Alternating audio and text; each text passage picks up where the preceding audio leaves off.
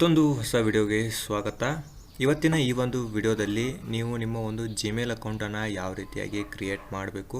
ಈ ಜಿಮೇಲ್ ಅಕೌಂಟಲ್ಲಿ ಎರಡು ಟೈಪ್ ಬರುತ್ತೆ, ಒಂದು ಪರ್ಸನಲ್ ಪರ್ಪಸ್ಸು ಮತ್ತು ಬಿಸ್ನೆಸ್ ಪರ್ಪಸ್ ಎರಡು ಟೈಪ್ ಬರುತ್ತೆ. ಅದರಲ್ಲಿ ಯಾವ ಒಂದು ಅಕೌಂಟನ್ನು ನಾವು ಓಪನ್ ಮಾಡಬೇಕು ಮತ್ತು ಅದನ್ನು ಯಾವ ರೀತಿಯಾಗಿ ಕ್ರಿಯೇಟನ್ನು ಮಾಡಬೇಕು ಅಂತ ಇವತ್ತಿನ ಈ ಒಂದು ವಿಡಿಯೋದಲ್ಲಿ ನೋಡ್ತಾ ಹೋಗೋಣ. ಎಲ್ರಿಗೂ ನಮಸ್ಕಾರ, ನನ್ನ ಹೆಸರು ವಿಜಯ್ ಅಂತ.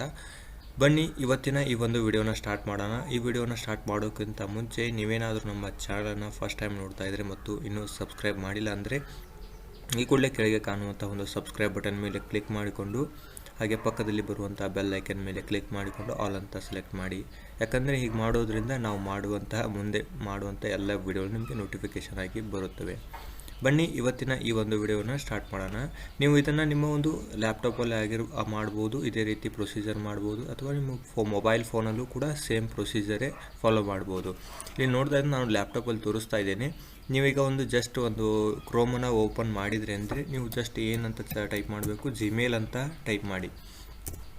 ಜಸ್ಟ್ ನೀವು ಜಿಮೇಲ್ ಅಂತ ಟೈಪ್ ಮಾಡಿದರೆ ಅಂದರೆ ಸರ್ಚ್ ಮಾಡಿ ಫಸ್ಟಿಗೆ ನಿಮಗೆ ಫಸ್ಟ್ನೇ ಬಾಕ್ಸ್ ಕಾಣಿಸ್ತಾ ಇದೆಯಲ್ಲ, ಈ ಒಂದು ಲಿಂಕ್ ಕಾಣಿಸ್ತಾ ಇದೆ ನೋಡಿ. ಈ ಒಂದು ಲಿಂಕ್ ಮೇಲೆ ನೀವು ಜಸ್ಟ್ ಕ್ಲಿಕ್ನ ಮಾಡ್ಕೊಳ್ಬೇಕಾಗುತ್ತೆ. ಜಿಮೇಲ್ ಮೇಲೆ ಕ್ಲಿಕ್ ಮಾಡಿದರೆ ಅಂದರೆ ನಿಮಗೆ ಈ ಥರ ಒಂದು ಪೇಜ್ ಓಪನ್ ಆಗುತ್ತೆ.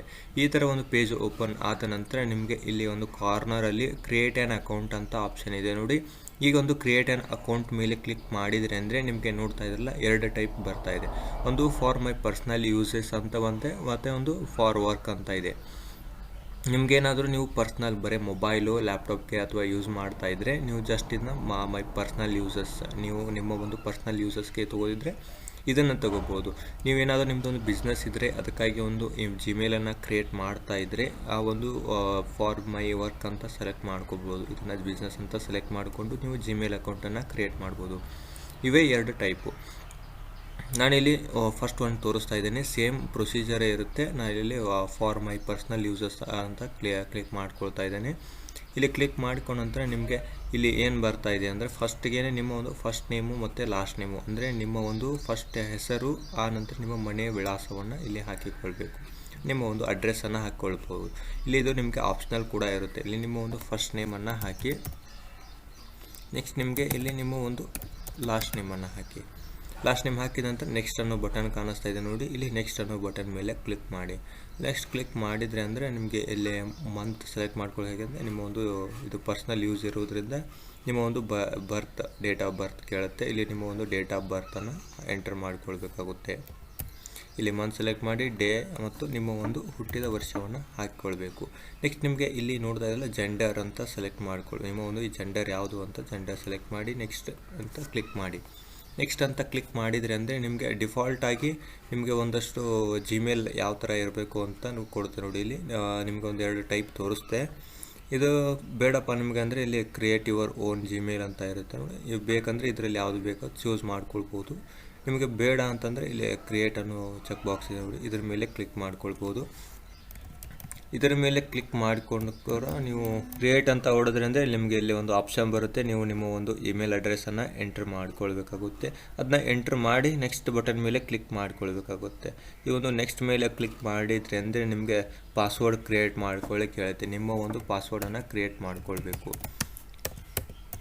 ಇಲ್ಲಿ ನೀವು ಪಾಸ್ವರ್ಡನ್ನು ಎಂಟ್ರ್ ಮಾಡಿದರೆ ಅಂದರೆ ನಿಮ್ಗೆ ಯಾವುದು ಬೇಕೋ ಆ ಪಾಸ್ವರ್ಡನ್ನು ಇಲ್ಲಿ ಎಂಟ್ರ್ ಮಾಡಬೇಕು.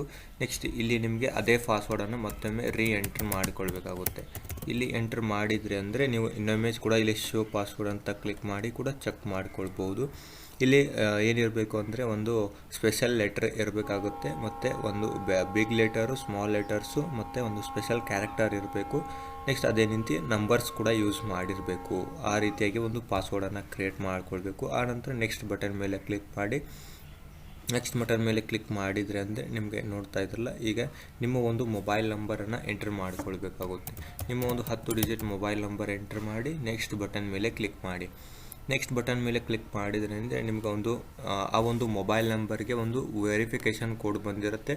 ಆ ಒಂದು ವೆರಿಫಿಕೇಷನ್ ಕೋಡನ್ನು ನೀವು ಅಲ್ಲಿ ಎಂಟ್ರ್ ಮಾಡಿಕೊಳ್ಬೇಕಾಗುತ್ತೆ. ಎಂಟ್ರ್ ಮಾಡಿದರೆ ಅಂದರೆ ನೆಕ್ಸ್ಟ್ ಬಟನ್ ಮೇಲೆ ಕ್ಲಿಕ್ ಮಾಡಿ. ನೆಕ್ಸ್ಟ್ ಬಟನ್ ಮೇಲೆ ಕ್ಲಿಕ್ ಮಾಡಿದರೆ ಅಂದರೆ ನಿಮಗೆ ಇಲ್ಲಿ ಬರುತ್ತೆ, ಈ ಥರ ಬರುತ್ತೆ. ಇಲ್ಲಿ ಜಸ್ಟ್ ನೀವು ಸ್ಕಿಪ್ ಅಂತ ಕೊಟ್ಟರೆ ಸಾಕು. ಸ್ಕಿಪ್ ಅಂತ ಕೊಟ್ಟು ನೆಕ್ಸ್ಟ್ ಕೊಡಿ. ನೆಕ್ಸ್ಟ್ ಕೊಟ್ಟ ನಂತರ ಇಲ್ಲಿ ನೋಡ್ತಾ ಇದ್ದೀರಲ್ಲ, ಈ ಥರ ಬರುತ್ತೆ. ಇಲ್ಲಿ ಐ ಅಗ್ರಿ ಸ್ಕ್ರೋಲ್ ಮಾಡ್ಕೊಳ್ಬೇಕು. ಸ್ಕ್ರೋಲ್ ಮಾಡಿ ಇಲ್ಲಿ ಐ ಅಗ್ರಿ ಬಟನ್ ಮೇಲೆ ಕ್ಲಿಕ್ ಮಾಡಿದ ನಂತರ ನೀವು ಚೂರು ವೇಟ್ ಮಾಡಬೇಕು. ವೇಟ್ ಮಾಡಿದ ನಂತರ ಇಲ್ಲಿ ನೋಡ್ತಾ ಇದ್ರಲ್ಲ ಅಕೌಂಟ್ ಈಗ ಕ್ರಿಯೇಟ್ ಆಯಿತು. ಈ ರೀತಿಯಾಗಿ ನೀವು ಒಂದು ಜಿಮೇಲ್ ಅಕೌಂಟನ್ನು ಕ್ರಿಯೇಟ್ ಮಾಡ್ಕೊಳ್ಬೇಕಾಗುತ್ತೆ.